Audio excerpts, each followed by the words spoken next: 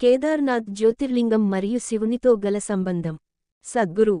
కేదార్నాథ్ ఒక బ్రహ్మాండమైన ప్రదేశం. ఇక్కడ శివ అనే శబ్దాన్ని ఉచ్చరించడం సరికొత్త పార్శ్వాన్ని అలాగే ప్రాముఖ్యతను సంతరించుకుంటుంది.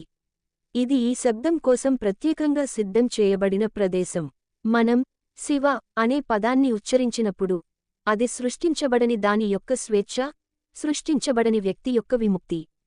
ఇలా అనడం సరికాదేమో గాని ఈ భూమ్మీద శివ అనే శబ్దం కేదార్నాథ్ నుండే ఉద్భవించినట్లు అనిపిస్తుంది. ఎన్నో వేల ఏళ్లపాటు ప్రజలు ఈ ప్రదేశాన్ని ఆ శబ్దం యొక్క ప్రతిధ్వనిగా అనుభూతి చెందారు. మనం శివ అన్నప్పుడు అది ఏదో ఇంకొక విగ్రహాన్ని లేదా దేవుణ్ణి మరింత ఐశ్వర్యం కోసమో లేదా సౌకర్యాల కోసం అడగటానికి సృష్టించినది కాదు. శివ అంటే ఏదైతే కానిదో అది అని. ఇవాళ ఆధునిక శాస్త్రం కూడా ఈ సృష్టి అంతా శూన్యంలోంచి వచ్చి మళ్లీ శూన్యంలోకే వెళ్తుందని నిరూపిస్తోంది. ఈ సృష్టి యొక్క మూలం మరియు ఈ విశ్వం యొక్క ప్రాథమిక గుణం అనంతమైన శూన్యమే. ఈ నక్షత్ర మండలాలన్నీ చాలా చాలా చిన్నవి, ఒక చిలకరింపు అంతే. మిగిలినదంతా అనంత శూన్యం. దానినే శివ అని అంటారు. కేదార్నాథ్ జ్యోతిర్లింగం. పంచకేదార్ స్థల పురాణం. పురాణాల ప్రకారం కురుక్షేత్ర యుద్ధం తరువాత పాండవులు తమ సొంత అన్నదమ్ములను, బంధువులను చంపాల్సి వచ్చినందుకు కలత చెంది ఉన్నారు. దీనినే గోత్రవధ అని అంటారు. వారెంతో అపరాధభావంతో కుంగిపోయారు. తమని తాము విముక్తుల్ని చేసుకునేందుకు వాళ్లు మార్గం వెతకసాగారు. అందుకని వాళ్లు శివుని కోసం బయలుదేరారు. శివుడు వాళ్లు పాల్పడిన ఈ భయంకరమైన చర్య నుంచి వారికి అంత సులువుగా విముక్తిని కల్పించదలచుకోలేదు. అందుకు ఆయన ఒక ఎద్దుగా మారి అక్కడ నుంచి తప్పించుకునే ప్రయత్నం చేశారు. కాని వాళ్లు ఆయన్ను అనుసరించి పట్టుకోవాలనుకున్నారు. అప్పుడు శివుడు భూమిలోకి దూరి పైకి వచ్చేసరికి ఒక్కొక్క భాగం ఒక్కొక్క చోట పైకి వచ్చింది. ఎద్దు మూపురం కేదార్నాథ్గా, ముందరి రెండు కాళ్లు కేదార్ వెళ్లే దారిలో వచ్చే తుంగనాథ్గా, నాభి భాగం భారతదేశపు హిమాలయాల్లోని మధ్య మహేశ్వరుడు అనే శక్తివంతమైన మణిపూరక లింగంగా, జటాజూటం కల్పనాదునిగా, ఇలా శరీరంలోని వేర్వేరు భాగాలు వేర్వేరు ప్రాంతాల్లో అవతరించాయి.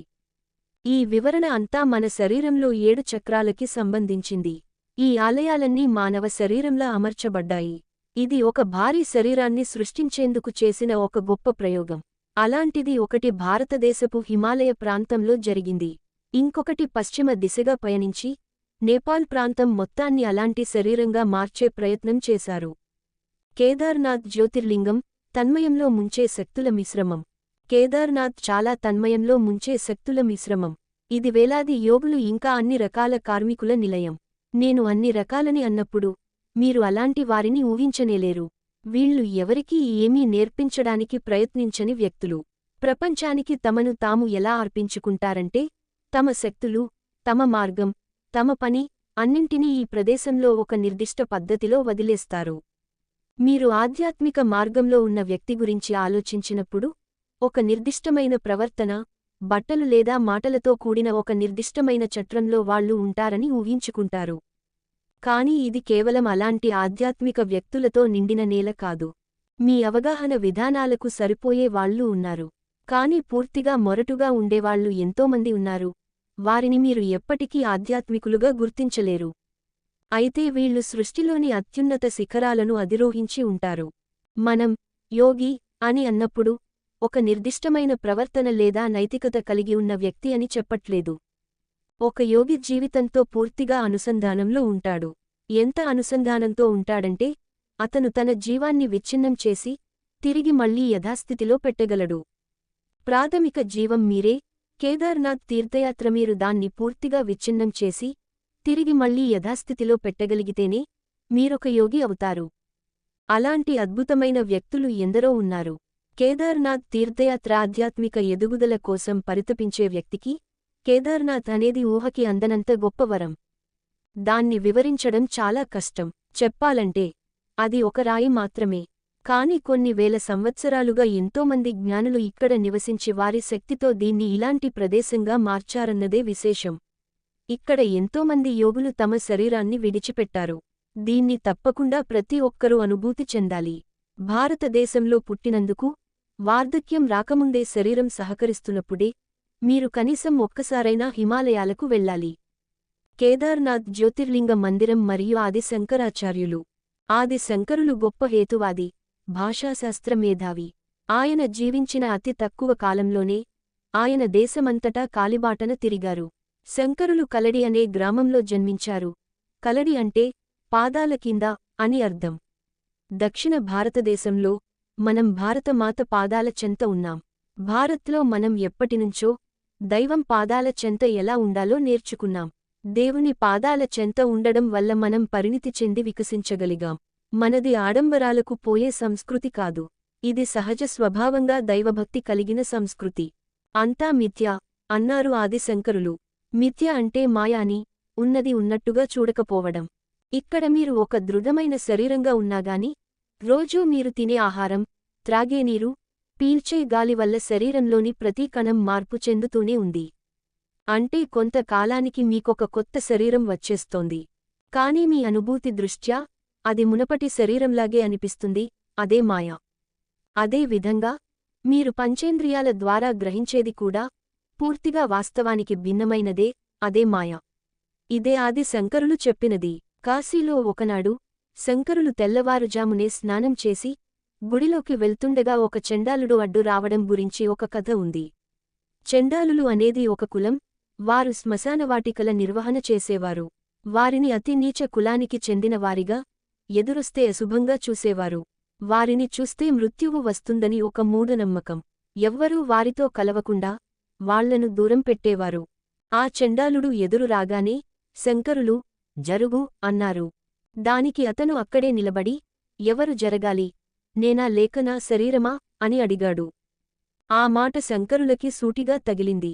అప్పటిదాకా తను అందరికీ ఈ శరీరం మీరు కాదు, ఇదంతా మాయ అని చెప్తూ వచ్చాడు. కాని ఇప్పుడు ఇతను ఆ ప్రశ్న వేయగానే అది అతన్ని కట్టిపడేసింది. అంతే. ఆ తరువాత అతను ఎవ్వరితో ఒక్క మాట కూడా మాట్లాడలేదు. ఏ బోధనలు చేయలేదు. అక్కడ నుంచి హిమాలయాలకు వెళ్ళిపోయారు. ఇప్పటికీ కేదార్నాథ్లో ఒక గోడకి పాలరాతితో చెక్కబడిన ఆయన చెయ్యి మరియు దండం ఒక స్మారక చిహ్నంగా ఉంది. ఇదే ఆయన చివరిసారి కనపడిన ప్రదేశం. శంకరులు అక్కడ నుంచి పైకి వెళ్లి శివునిలో విలీనం అయిపోయారని అంటారు. ఇది మన దేశ సంస్కృతి యొక్క ప్రాథమిక లక్షణం. మనం ఇంకొకరిని పక్కకి తోసి పైకి ఎదగము. తల వంచి నమస్కరించి పైకి ఎదుగుతాము. అది దేవుడైనా, మగవారైనా, ఆడవారైనా, చిన్నపిల్లాడైనా, జంతువైనా, చెట్టు అయినా, రాయి అయినా, ఇలా ప్రతిదానికీ వంగి నమస్కరించడం మనం నేర్చుకున్నాం. ఇదే మన బలం, ఇదే మన మార్గం, ఇదే మన విధానం మరియు ఇదే మన పరిణితికి అలాగే ముక్తికి మార్గం. బద్రీనాథ్ నుంచి కేదార్నాథ్కు శివుడు వెళ్ళిపోవడానికి గల కారణం బద్రీనాథ్ హిమాలయాల్లో 13,700 అడుగుల ఎత్తులో ఉన్న ఒక అద్భుతమైన ప్రదేశం. బద్రీనాథ్ గురించి ఒక పురాణ కథనం ఉంది. ఇక్కడే శివుడు ఇంకా పార్వతి ఉండేవారు. ఒకరోజు వారిద్దరూ కలిసి విహారానికి వెళ్లారు. తిరిగి వచ్చేసరికి ఇంటి గుమ్మం దగ్గర ఏడుస్తున్న చంటి బిడ్డ కనిపించింది. అది చూసి పార్వతీదేవిలోని తల్లి మనసు బాధపడి ఆ బిడ్డను ఎత్తుకోబోయింది.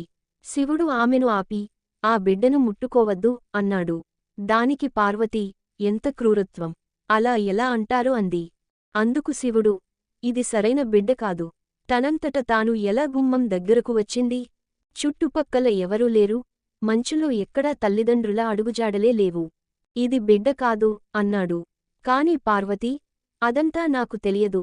నాలోని తల్లి అలా బిడ్డను వదిలెయ్యలేదు అని చెప్పి ఆ బిడ్డను తీసుకుని ఇంట్లోకి పార్వతి ఆ పిల్లవాడి కడుపు నింపి ఇంట్లో పడుకోబెట్టి శివునితో కలిసి స్నానానికి దగ్గరలోని వేడి నీటి సరస్సుకి వెళ్ళింది.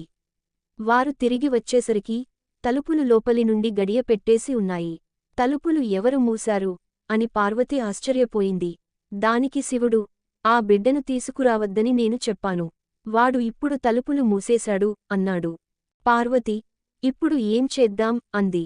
శివుడికి రెండే మార్గాలే కనిపించాయి. ఒకటి, ఆ ప్రాంతాన్ని అగ్నికి ఆహుతి చెయ్యడం లేదా ఇంకొక ప్రదేశానికి వెళ్ళిపోవడం. ఇది నీకు ఎంతో ఇష్టమైన బిడ్డ కాబట్టి దాని మీద చెయ్యి వేయను. మనం వేరే చోటికి వెళ్ళిపోదాం పద అన్నాడు శివుడు. అలా శివపార్వతులు తమ ఇంటిని కోల్పోయి అక్రమంగా సంచరిస్తున్న పరాయివారిగా తిరుగుతూ ఉన్నారు. సరైన ప్రదేశం కోసం తిరుగుతూ ఆఖరికి కేదార్నాథ్లో స్థిరపడ్డారు. ఇలా జరుగుతుందని ఆయనకు తెలియదా అని మీరు అడగవచ్చు. ఆయనకు అన్నీ తెలిసినా జరగాల్సింది జరగనిచ్చారు. శివుడు ఎంత మహిమాన్వితుడైనా లౌకిక విషయాల్లో అమాయకుడు, ఒక చిన్న పిల్లాడిలా. అందుకే ఆయనను భోలేనాథుడిగా కూడా పిలుస్తారు. అంటే తెలివితక్కువవాడని కాదు, అల్పమైన విషయాల్లో ఆయన తన మేధస్సును ఉపయోగించడానికి ఆసక్తి చూపరు అని. తెలివితక్కువ వాళ్లే ఇంకొకరి కన్నా బావుండాలని నిత్యం ఆలోచిస్తూ ఉంటారు. మేధస్సు, బ్రతకనేర్చిన తెలివి రెండు వేరు విషయాలు. తెలివి అనేది ఇంకొకరితో పోల్చి మాత్రమే చెప్పగలం. కానీ మేధస్సు కలిగి ఉండడం అనేది సహజ స్వభావం, ఇంకొకరితో పోల్చలేనిది. అది ఎవరితోనూ పోటీ కాదు. అది ఒక జీవితం యొక్క అభివ్యక్తీకరణ. కేదార్నాథ్ జ్యోతిర్లింగం, కాంతి సరోవరం, అనుగ్రహపు సరస్సు. పురాణాల ప్రకారం శివపార్వతులు కాంతిసరోవరం తీరప్రాంతంలో నివసిస్తూ ఉండేవారు. కేదార్లో ఉండే ఎంతోమంది యోగులను కలుస్తూ ఉండేవారు. 2013లో వచ్చిన వరదల కారణంగా కాంతిసరోవరం సరస్సు పొంగిపొరలి కేదార్కు చేరుకుంది. ఇప్పుడు దాన్ని గాంధీ సరోవరం అంటున్నారు. కాని అది కాంతిసరోవరం. కాంతి అంటే అనుగ్రహం, సరోవరం అంటే సరస్సు. అది ఒక అనుగ్రహపు సరస్సు. యోగ సంప్రదాయంలో శివుణ్ణి ఒక దేవుడిలా చూడరు. ఆయన కూడా ఈ భూమ్మీద నడయాడిన వ్యక్తే. ఆయనే యోగ సాంప్రదాయాలకు ఆద్యుడు. ఆయన ఆదియోగి, అలాగే ఆది గురువు. అంటే మొదటి యోగి, మొదటి గురువు అని. మొదటిసారిగా యోగశాస్త్రాల ప్రసరణ కాంతిసరోవరం తీరంలోనే జరిగింది. ఇక్కడే ఆదియోగి, ఇవాళ సప్తఋషులుగా కొనియాడబడుతున్న తన మొదటి 7 శిష్యులకి ఆంతరంగిక సాంకేతిక జ్ఞానాన్ని ఒక క్రమపద్ధతిలో వివరించడం మొదలుపెట్టారు. చాలా ఏళ్ల క్రితం నేను ప్రతి సంవత్సరం నెల లేదా 2 నెలల పాటు హిమాలయాలకు ఒక్కడినే వెళ్ళిపోయేవాడిని. అప్పట్లో లోకల్ బస్సులో వెళ్ళిపోయేవాడిని. ఆ పర్వతాలను మిస్ అవ్వకూడదని బస్సు పైకి ఎక్కి కూర్చునేవాడిని. అవి క్రేజీ బస్సులు. అవి పొద్దున్నే 4 లేదా తెల్లవారుజాము 4:30కి హరిద్వార్ నుంచి బయలుదేరి డైరెక్ట్గా గౌరికుండ్ లేదా బద్రీనాథ్లో ఆగేవి. మనుషులను ఎక్కించుకోవడానికి, దించడానికి తప్ప ఎక్కడా అవి ఆగేవి కావు. ఆఖరికి తినడానికి కూడా ఆపేవారు కాదు. వాటిని భూక్ హర్తాల్ బస్సులు, అంటే నిరాహార దీక్ష బస్సులు అని పిలిచేవారు. మనం ఆకలితో మండిపోతూ ఉంటే డ్రైవర్ మాత్రం చపాతీలు చుట్టుకుని తింటూ నడిపేవాడు. నేను గౌరీకుండ్ నుంచి ట్రెక్కింగ్ చేస్తూ కేదార్కి వెళ్ళినప్పుడు కాంతిసరోవరం గురించి విన్నాను. ఒకరోజు మధ్యాహ్నం 2 లేదా అర్ధరాత్రి 2:30కి బయలుదేరి దాదాపు గంటలో చేరుకున్నాను. అక్కడ ఆ సరస్సు, దాని చుట్టూ మంచుతో కప్పబడిన పర్వతాలు ఉన్నాయి. ప్రకృతి పరంగా అది అద్భుతంగా ఉండింది. నిశ్చలమైన నీరు, అలాగే ఎలాంటి మొక్కలు లేని ఈ పెద్ద సరస్సులో మంచుతో కప్పబడిన పర్వత శిఖరాల ప్రతిబింబం వలన అదొక అపురూపమైన ప్రదేశం. అక్కడ అలానే కూర్చుండిపోయాను. ఆ పవిత్రత, నిశ్శబ్దం మరియు స్వచ్ఛత నా అంతఃచైతన్యంలోకి చొచ్చుకుపోయాయి. ఆ అధిరోహణ, ఆ ఎత్తు మరియు ఆ ప్రదేశంలోని అందమైన ప్రశాంతత ఊపిరాడకుండా చేశాయి. నేను ఆ నిశ్చలతలో ఒక చిన్న రాతిమీద కళ్ళు తెరుచుకుని చుట్టూ ఉన్న ప్రతి రూపాన్ని నాలో గ్రహించుకుంటూ కూర్చుండిపోయాను. ఆ పరిసరాలు నెమ్మదిగా రూపాన్ని కోల్పోయి కేవలం నాదం, శబ్దంతో ప్రతిధ్వనిస్తున్నాయి. ఆ పర్వతం, సరస్సు, పరిసరాలు, ఆఖరికి నా శరీరం కూడా వాటి రూపాన్ని కోల్పోయాయి. అంతా ఒక శబ్దం మాత్రమే. నాలో నుండి ఒక పాట ఉద్భవించింది. నాద బ్రహ్మ విశ్వస్వరూప, నాద బ్రహ్మ విశ్వస్వరూప, నాద హి సకల జీవరూప, నాద హి కర్మ, నాద హి ధర్మ, నాద హి బంధన, నాద హి ముక్తి, నాద హి శంకర, నాద హి శక్తి, నాదం నాదం సర్వం నాదం, నాదం నాదం నాదం నాదం. నేను ఎప్పుడూ సంస్కృత భాష నేర్చుకోవడానికి దూరంగా ఉండేవాడిని. నాకు ఆ భాష ఇష్టమే అయినా, దాని లోతు తెలిసినా కూడా దానిని నేర్చుకోవడానికి దూరంగా ఉండేవాడిని. దానికి కారణం, సంస్కృతం నేర్చుకున్న మరుక్షణం తప్పనిసరిగా గ్రంథాలు చదివి తీరుతాము. నా అంతరదృష్టి నన్ను ఏ క్షణం కూడా విఫలం చేయలేదు. అందుకే గ్రంథాలతో, సంప్రదాయాలతో నన్ను నేను అస్తవ్యస్తం చేసుకోదలుచుకోలేదు. అందుకే సంస్కృతాన్ని దూరం పెట్టాను. నేను అక్కడ కూర్చొని ఉన్నప్పుడు నా నోరు మూసుకునే ఉంది, నా కళ్ళు తెరిచే ఉన్నాయి. అప్పుడు ఈ పాట చాలా బిగ్గరగా నా గొంతులోనే వినిపించింది. పాడుతున్నది నా గొంతు, అది కూడా సంస్కృతంలో. చాలా స్పష్టంగా, బిగ్గరగా వినపడుతోంది. ఎంత బిగ్గరగా అంటే ఆ పర్వతం అంతా పాడుతున్నట్టు అనిపిస్తోంది. నా అనుభవంలో ప్రతిదీ శబ్దంగా మారిపోయింది. అప్పుడే ఈ పాట నా అనుభూతిలోకి వచ్చింది. నేను దాన్ని సృష్టించలేదు, రాయలేదు, అది నాలోకి దిగి వచ్చింది. ఆ పాటంతా సంస్కృతంలో ప్రవహిస్తోంది. ఆ అనుభవం అనిర్వచనీయం. నెమ్మదిగా, కొంతసేపటికి అన్నీ యథాస్థితికి వచ్చాయి. నా చైతన్యం పడిపోవడం, నాదం నుండి రూపానికి పడిపోవడం ఇదంతా చూసి నా కళ్లలో నీళ్లు వచ్చాయి. నాద బ్రహ్మ అంటే ఈ ప్రపంచాన్ని ఒక రూపంలా కాకుండా శబ్దంలా అనుభూతి చెందడం. ఆధునిక విజ్ఞానం కూడా ప్రతి శబ్దానికి ఒక రూపం, ప్రతి రూపానికి ఒక శబ్దం జోడించబడి ఉంటాయని చెప్తోంది. ఇది ఒక శాస్త్రీయ వాస్తవికత. ఇంకా ఇప్పుడు శాస్త్రపరంగా పదార్థం అనేది లేదని మనకి తెలుసు. ఎక్కడైతే ప్రకంపనం ఉంటుందో అక్కడ శబ్దం ఉంటుంది. అందుకే యోగ పరిభాషలో ఈ సృష్టి అంతా ఒక శబ్దమని అంటాము. ఆ పాటకి మిమ్మల్ని మీరు అర్పించుకుంటే దానికి ఒక విధమైన శక్తి ఉంది. నిజంగా మిమ్మల్ని మీరు దానికి అర్పించుకుంటే దానికి ఒక వ్యక్తిని విలీనం చేసే శక్తి ఉంది.